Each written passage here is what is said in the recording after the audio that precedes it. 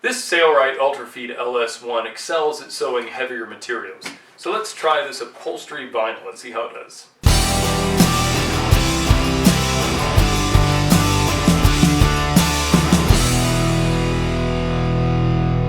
Hello, sewing people of the internet. So a friend of mine asked me to make a cover for the winch on the front of his Jeep. And he dug this material, this vinyl, out of his barn. It's just this kind of thick upholstery vinyl, has a leather-like appearance on its face, and then a kind of mesh fabric backing.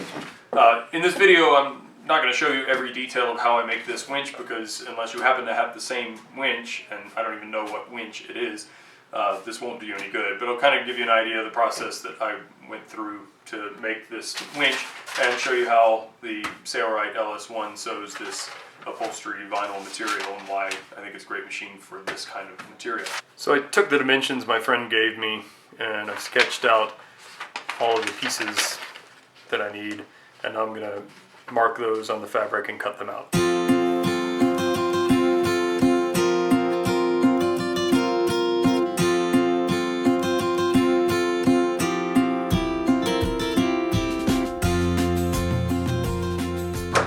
Now I want to make, hey, you guys, assholes, come here. They keep eating a plant. Come on, time to go upstairs. So now I want to mark my seam allowances on the wrong side of the vinyl so I can make sure I get nice, accurate seam allowances so this comes out the size that I want it to.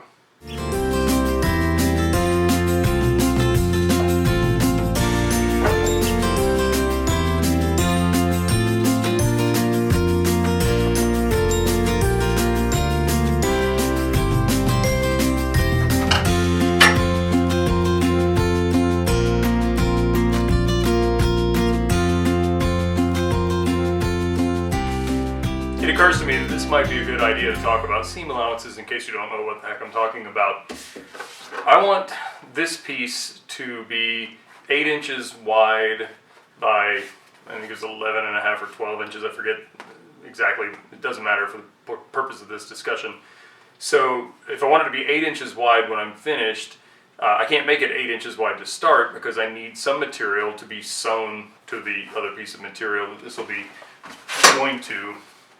So if I sew a seam, I can't put it right at the edge because it won't hold, it'll come apart too easily. So I need some material to be trapped in that seam, and if you can see with the line here, that's where I'm going to sew. So I have a 1/2 inch seam allowance. I have 1/2 inches on both sides of this width-wise, so I need this to be 1 inch wider, so it's 9 inches instead of 8. And I'll sew the 1/2 inch seam allowances, and that'll make the finished piece 8 inches wide. I'm going to sew the pieces together on my Sailrite Ultrafeed LS-1 machine. I'm just using a regular needle. I didn't put a leather needle in it. I probably should with the vinyl, but I don't think it's really going to matter that much for this. So.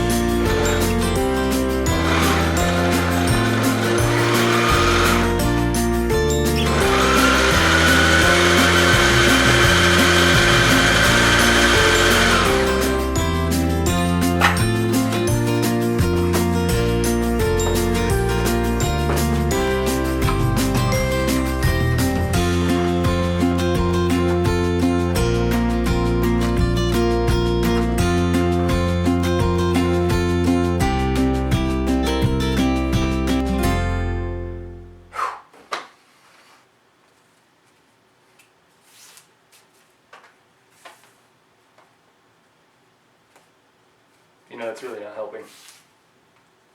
This is a good place to show you why the Sailrite Ultrafeed machines are so good for thick materials like this. I've sewn this kind of vinyl on domestic machines, and it works okay if you have a Teflon foot or one of the stick-on presser foot pads to make it slide more easily. But when you get to a thick seam like this, where you have 1, 2, 3, 4, 5, 6 layers of this thick material in a really bulky spot, none of the domestic machines I've used are going to be able to feed over this at all.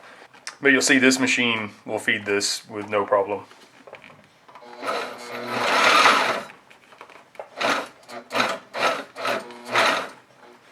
And I'm going slow just to make sure that everything stays straight and it doesn't push the material away. But I could just blaze right over this if I wanted to and it would be fine.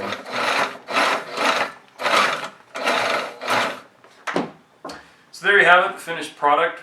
I added a drawstring on the bottom so it can be cinched closed with a cord lock. I could do more to finish the seams on the interior, but this material doesn't really fray, and for this application I think it would be overkill to do a lot more to it. I hope you liked this video. If you did, give me a thumbs up. If you're not already a subscriber, I'd love to have you subscribe to my channel. Thanks for watching.